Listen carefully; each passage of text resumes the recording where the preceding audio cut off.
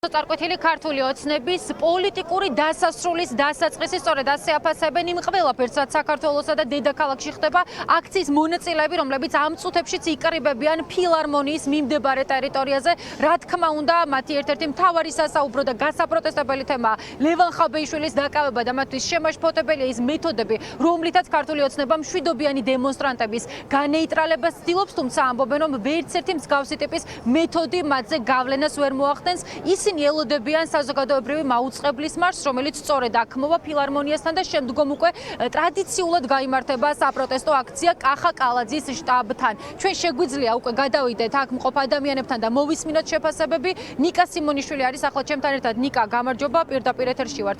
რომ გითხრა, როგორი არის შენი შეფასება მათ შორის სამართლებრივი თვალსაზრისით ლევან ხაბეიშვილის დაკავებასთან დაკავშირებით, რადგან რაღაცა ახალი სტანდარტია ქართული ოცნების მხრიდან ადამიანის დაკავება თითქოს ინტერვიუს გამო. რა სიგნალია ეს საზოგადოებისათვის მიცემული და მათ შორის როგორ შეაფასებ ამ ყველაფერს სამართლებრივად?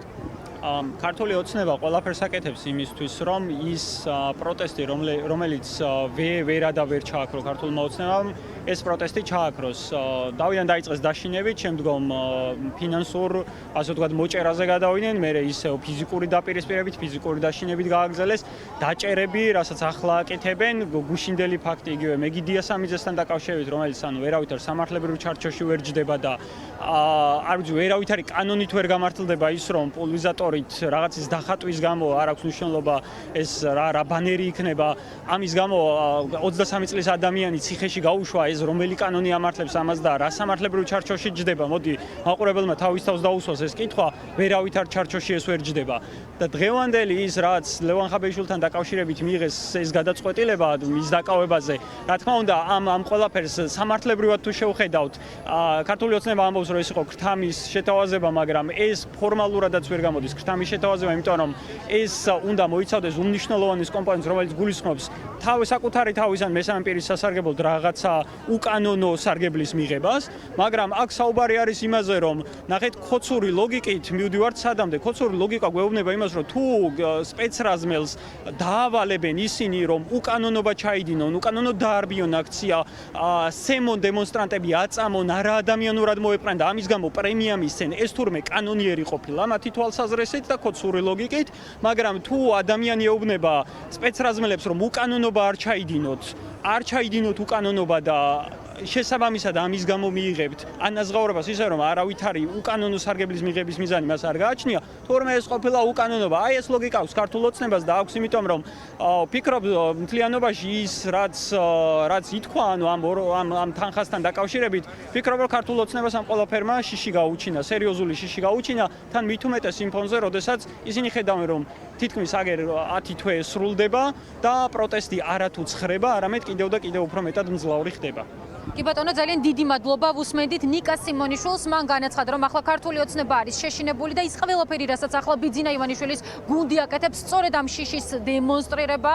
მე ახლა თუ სწორად უნდა ვხედავდე ნელის, კი ნამდვილად ნელი დიასამიძე არის იმ ადამიანის და რომელიც გუშინ დააკავეს და სწორედ მასთან დაკავშირებით, მეგისთან დაკავშირებით მინდა გკითხო. შენი და წარწერის გამო დააპატიმრეს და დაატყვევეს. მას ედავებიან ისეთ რაღაცას, რაც არის აბსოლუტურად უწყინარი ქართული ოცნების წარმომადგენლების ეგრეთ წოდებული ტიტუშკების ქმედებების ფონზე, როდესაც კისერს უგრეხდნენ ქალებს, ძალადობდნენ ჟურნალისტებზე.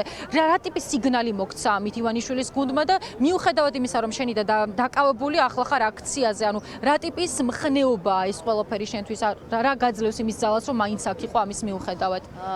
პირველ რიგში დავიწყებ იმით, რომ მეგიც აქ იქნებოდა დღეს, ალბათ იქ რო არ იყოს, იმიტომ რომ მთელი ჩვენი სტუდენტობა ალბათ რაც აქ ვართ საპროტესტო აქციებში გვაქვს ესე გალეული, თუმცა არ ვთვლით, რომ ფუჭად გაიარა და რაც შეეხება ამ დაკავებას, ვფიქრობ, რომ რავი, ალბათ რაღაც შეშინების მექანიზმად გამოიყენეს, რომ აი ესე ხშირად რო დადიხართ, საბოლოოდ აი რაღაცა პატარა რაღაცაც ძალიან მნიშვნელოვანია ჩვენთვის, რომ თქვენ დაგიჭიროთ, მაგრამ არ მგონია, რომ მეგისაც შეჩინებოდა და მეცაც გეტყვით, ძალიან მხნედარი, დღეს შედარებით კარგი ხასიათზე არისო, როგორც ადვოკატმა გადმოგცა და რა ვიცი, ველოდებით სიახლეებს.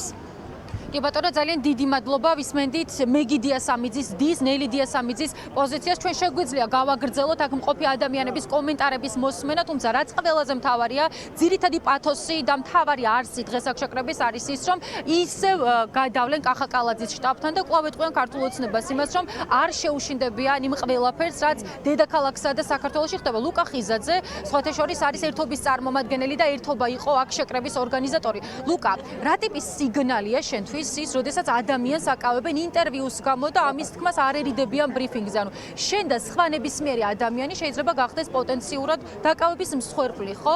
ეს ყველაფერი, ანუ რა გითხრა ივანიშვილის გუნდმა და შეგაშინებთ თუ არა აქციის მონაწილეებს ეს ყველაფერი ქართული ოცნების მხრიდან? კი ბატონო, მოგესალმებით.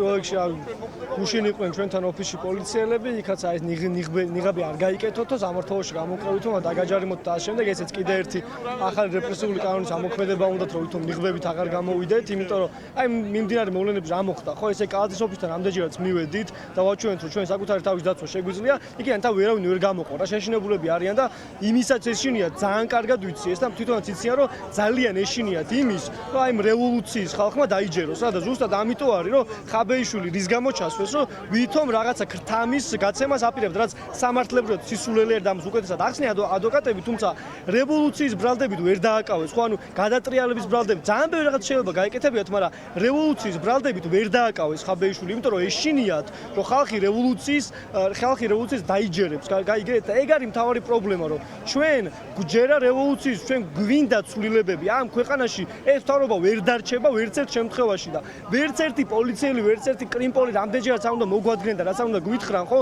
ნიღების გაკეთებას რომ გვიგრძალავენ, ეს არის მუხტი ჩვენთვის, რომ გამოვიდეთ და შემდეგ დღეს და მაგის მერე დღეს, ხო, მეტი ნიღაბი გავიკეთოთ და ნიღბის გარეშე არ გამოვიდეთ იქიდან, როცა არ გვიკრძალავენ, რომ თქვათ რაღაცა არ ვთქვათ, ბანერზე არ დავწეროთ, გამოვალთ და დავწერთ კი და დავასახიშრებთ, იმიტომ რომ ის ბანერიც უკანონოდ არის გაკრული და არ არის ნორმალური ამ ქვეყანაში, შენ რაღაცა ქალაქის პრობლემებზე ლაპარაკობდი, რაც სისულელი არის, კალაძე არის მთავარი მკვლელი ამ ქალაქში და ის ლაპარაკობს მშვიდობაზე და მაგის ბანერი რომ დააზიანო, ამის გამო შენ დაგიჭერენ, ეს არის უსამართლობა. ამიტომ არც ბანერის დაზიანებაა პრობლემა, არც ნიღბის გაკეთება და ამას გავაკეთებთ კიდე და რევოლუციაც აუცილებლად მოხდება ამ ქვეყანაში და ვინც არ უნდა დაიჭირონ 200.000, 300.000 კაცს ვერ დაიჭერენ. მიდით და გამოდით დაგვიჭირეთ უყველა.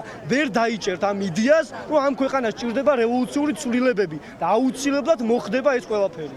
კი ბატონო, ძალიან დიდი მადლობა. ვუსმენდით ლუკა ხიზაძეს, რევოლუცია ამ ქვეყანაში აუცილებლად მოხდება. ის იყო მისი ფრაზა და შეიძლება ითქვას, რომ აქ მყოფი ადამიანების უდიდესი უმრავლესობა იზიარებს ამ პოზიციას და სწორედ ამიტომ დგანან ახლა ფილარმონიის მიმდებარედ. რა თქმა უნდა, ისინი გადაინაცვლებენ კახაკალაძის შტაბთან, მას შემდეგ, როდესაც საზოგადოებრივი მაუწყებლის მარში მოვა და სწორედ ეს ადგილი იქნება მთავარი შეერთების წერტილი. ამის შემდეგ კი კვლავ კალაძის შტაბთან გაჟღერდება საპროტესტო შეძახილები, მიუხედავად იმისა, რომ ის არის სწორედ ის ადგილი, სადაც ეგრეთ წოდებულმა ტიტუშკებმა ფიზიკურად იძალადეს მშვიდობიან დემონსტრანტებზე. აქციის მონაწილეები ამბობენ იმას, რომ ვერც ლევან ხაბეიშვილის დაკავება და ვერც სხვა დაშინების მეთოდები ვერ იქნება მათი შემაშინებელი ფაქტორი, იმიტომ რომ ისინი ბრძოლას ბოლომდე აგრძელებენ.